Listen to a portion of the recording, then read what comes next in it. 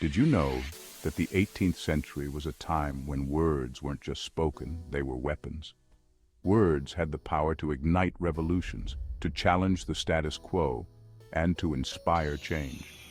In an era where literacy was spreading, the written word became a formidable force. Imagine a world buzzing with new ideas, where reason challenged tradition. Coffee houses became the epicenters of intellectual exchange, where thinkers, writers, and revolutionaries gathered to debate and discuss. Libraries were sanctuaries of knowledge, filled with books that questioned old beliefs and proposed new ones. This was the 18th century, a time when prose wasn't just about pretty sentences. It was about changing the world, one carefully crafted paragraph at a time. Writers sat at their desks, quills in hand, pouring their thoughts onto parchment. The printing press, a marvel of its time, churned out pamphlets, books, and newspapers that spread these revolutionary ideas far and wide.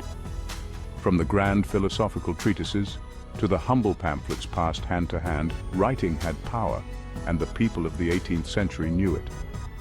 Philosophers like Voltaire and Rousseau penned works that questioned authority and championed human rights. Pamphleteers distributed leaflets that called for political and social reforms. In coffee houses, writers met to share their latest works and to inspire one another. The written word was a catalyst for change, a beacon of enlightenment in a world on the brink of transformation.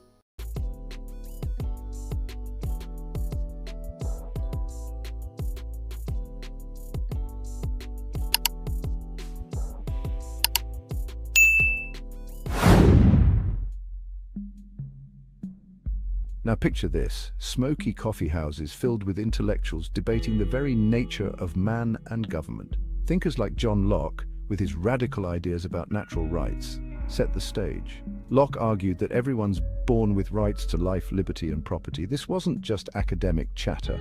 These ideas were like sparks, igniting revolutions both on paper and in the streets. The 18th century was a bit like a teapot on the verge of boiling over. It was a time of massive change, both in England and across the globe.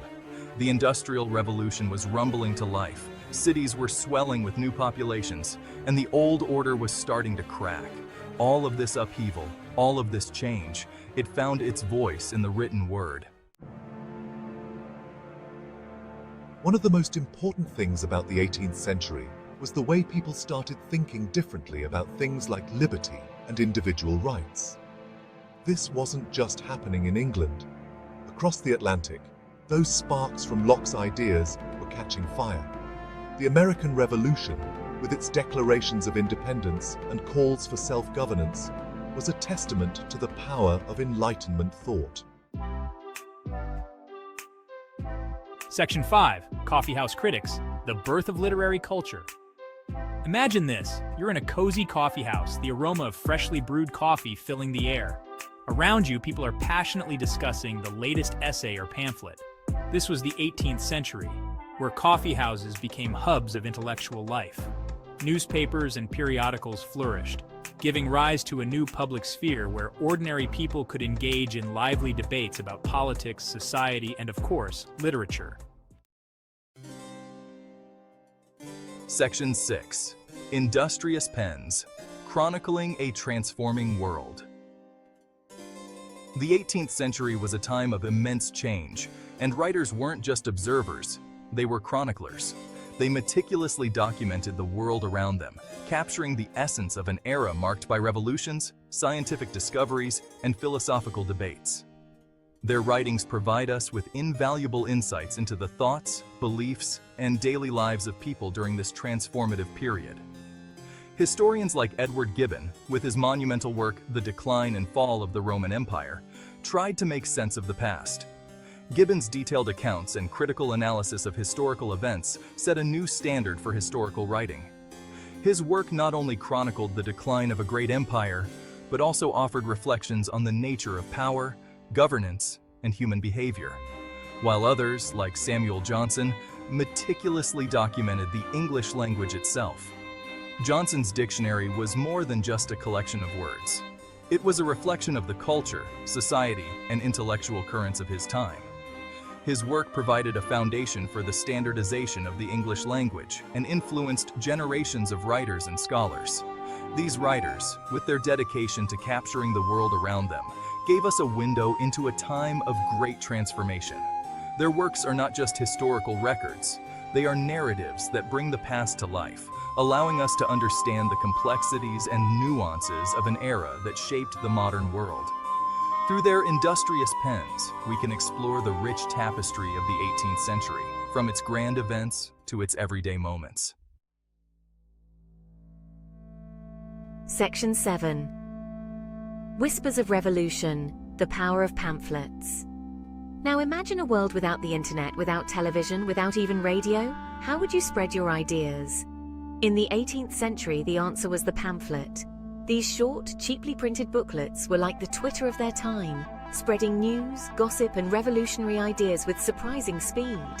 They were a powerful tool for dissent, allowing writers to challenge authority and rally support for their cause. Section 8. Elegant Pens, Sharp Wits, the Age of Satire. The 18th century was also a golden age for satire.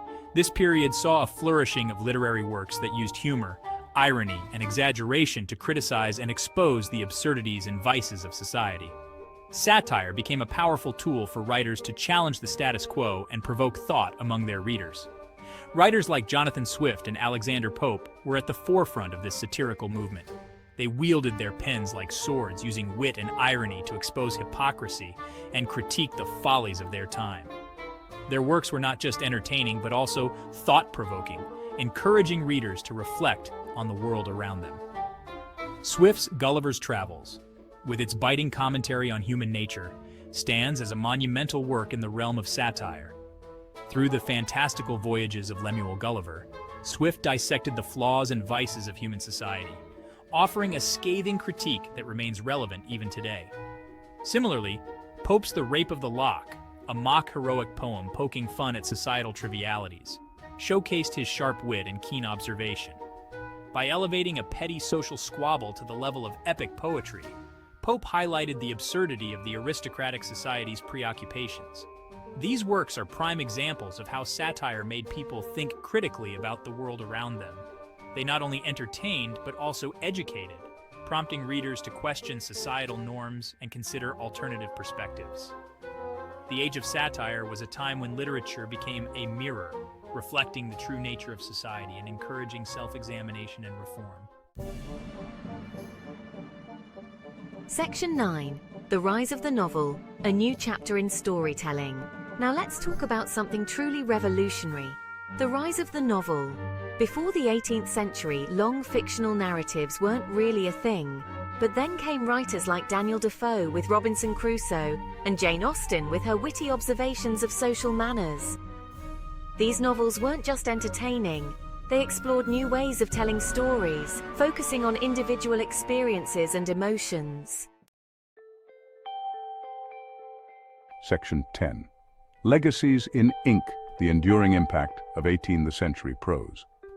The 18th century might seem like a long time ago, but its legacy is all around us. The ideas those writers put to paper, the way they challenged the status quo, the way they used words to inform, entertain, and inspire. It's all still relevant today. From the way we value individual rights to the way we consume news and information, the echoes of the 18th century are everywhere. Section 11. Echoes of the Enlightenment, a final thought. So the next time you pick up a book, read a news article, or even scroll through your social media feed, remember that you're engaging with a legacy that goes back centuries. The 18th century, with its revolutions in thought and its explosion of written words, continues to shape the world we live in today. And that, my friends, is something worth thinking about.